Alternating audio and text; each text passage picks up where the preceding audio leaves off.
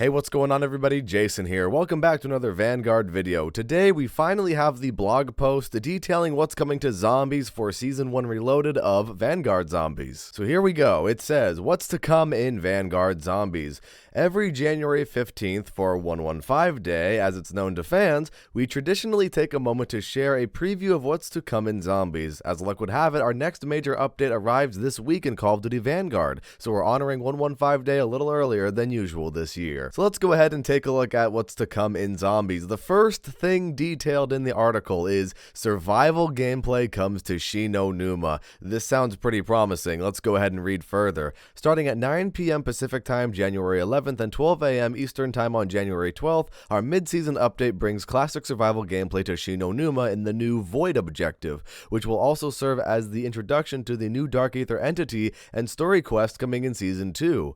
Oh, okay, so we are getting a new entity in Season 2, but the main quest isn't coming until Season 2, which is a little unfortunate, but let's just keep reading. Players will first need to unlock access to Von List's office, a previously closed-off area in Stalingrad where narrative secrets and a mysterious new portal await. Step through to travel to the Void in Shi No Numa, where you'll advance through rounds by defeating increasingly difficult endless waves of the undead, just like in traditional zombies from previous games. Clear the current wave of zombies and the round goes up, upgrade your weapon at the Pack-A-Punch machine, grind those camos, and survive as long as you can. You know the drill. So survival is coming to Vanguard Zombies, but it's an objective and it sounds like you can stay here for as long as you want. Once you've completed 3 rounds in the Void, you'll be faced with 2 choices, flee or survive. If you choose to stay and fight, you'll earn 5,000 bonus essence for every 3 rounds you survive in the Void. If you make it through 12 rounds or more, you'll earn a unique reward that prevents your perks from dropping below tier 2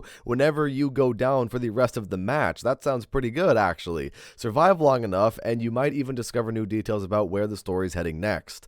Interesting. So I'm a little bit curious as to what this final sentence means about surviving longer. Does that mean they're going to do a classified on us, you know, what they did with classified and get to around 150 and then you get the Easter egg cutscene or something? I really hope not, but let's just keep reading. Once the portal to the Void has opened, it will never close during your match. When you're ready to head back to Stalingrad to upgrade your perks and covenants, you can leave after surviving 3 rounds and return at any time. So that's actually very, very interesting.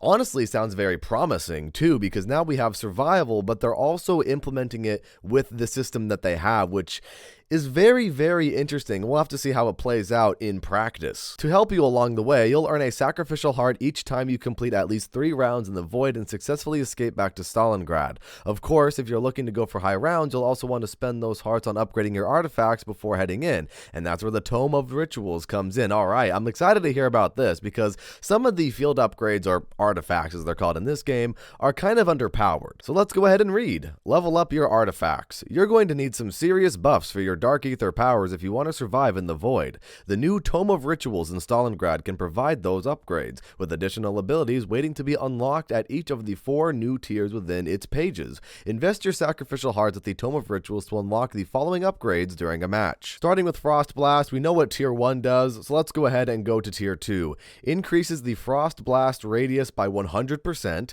Tier 3 increases the number of charges from 1 to 3, and tier 4 says frozen normal enemies are insta-killed when damaged. So basically the same upgrade system that we had in Black Ops Cold War, but instead of doing it outside of game with Ethereum crystals, you have to do it in the game with sacrificial hearts, which can be an interesting change actually. Energy Mine, again skipping tier 1, we already know what it does. Tier 2 explodes 3 times in a row with a 0.75 second delay between explosions. Tier 3 increases the number of charges from 1 to 3. That's actually better than Cold War, believe it or not. Cold War only had 2 charges. And tier 4 increases the explosion radius by 66%. So Energy Mine sounds like it got a pretty good upgrade. Ether Shroud, tier 1 actually does something a little bit different. It says automatically reload weapons when activated. Tier 2 says deal 500% bonus melee damage while active. That's a new ability.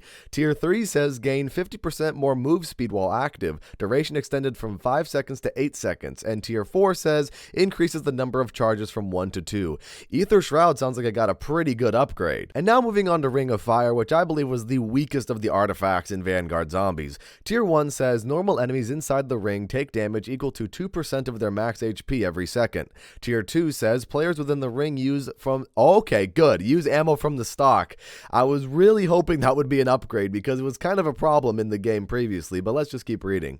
Tier 3, staying within the ring for up to 10 seconds increases the duration from 15 seconds to 20 seconds. Wow, that's interesting actually. And Tier 4, staying within the ring for up to 10 seconds increases your damage bonus from 50% to 75%.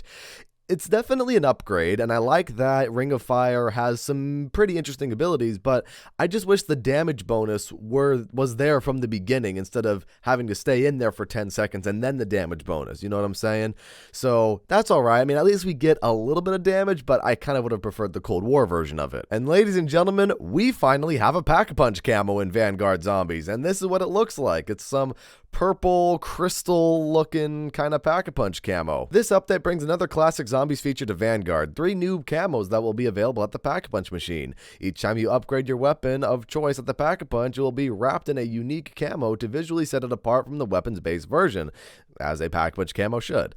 Your camo will change in appearance with each new Pack-A-Punch upgrade up to Tier 3, and pre-packed loot weapons will also display these new camos once you pick them up from the mystery box or defeated Sturmkriegers. So finally, we get a Pack-A-Punch camo. That's something that has been in Zombies since World at War, and it's kind of weird that it's finally being added to the game so far into the game's life cycle. I know it's only been a couple months, but it's still kind of far into the game's life cycle to finally add a Pack-A-Punch camo, but at least we have one now. And of course, we have 2 new support coming to the game in the Death Machine and the War Machine, so that's pretty cool, finally having some more support being added to the crafting table. In addition to that, we're also getting new weapons in the mystery box, including the Combat Shield Katana and the brand new Whalegun SMG, and Treyarch actually details how to get the Whalegun SMG.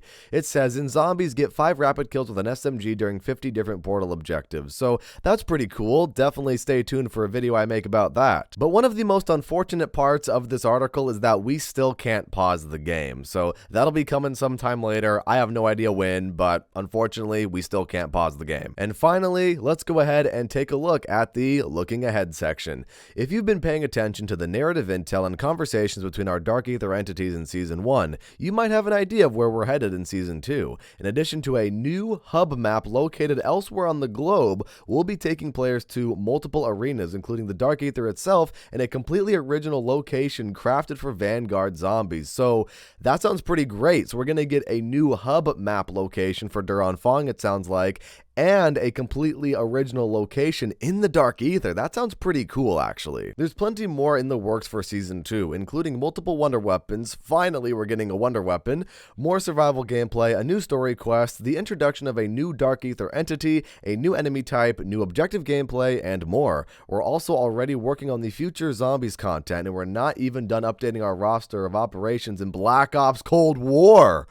Oh, okay, now I'm excited. You have my attention, Treyarch. Whoa. Okay, Black Ops Cold War is not quite done yet, ladies and gentlemen. We hope you enjoyed this week's mid-season Zombies update in Vanguard, and we can't wait to jump into the void with everybody. Ladies and gentlemen, I think this can be a really great update for Vanguard Zombies. I think this can really turn around this game mode. There's a lot of potential that Treyarch listed in this blog post, and honestly, for the first time since launch, I'm pretty excited for Vanguard Zombies. This shows me that they're really listening to the fans' feedback, and they're combining the fans' feedback and adding new additions to the game based on that feedback to, you know, what they have already established, and try to find a happy medium with it, which I can get behind. And honestly, good on you guys. This sounds really cool for Vanguard, and I'm looking forward to the update. But what do you guys think about this blog post we got for Season 1 Reloaded? Feel free to share your thoughts in the comments. And with that said, thank you all so much for watching. If you enjoyed this video and you'd like to see more, leave a like and subscribe if you're a brand new viewer, and check out all the links down below in the description so you stay up to date with everything that I do. And with that said, have a fantastic rest of your day or night, depending on where you are in this crazy world, and I'll see you guys next time.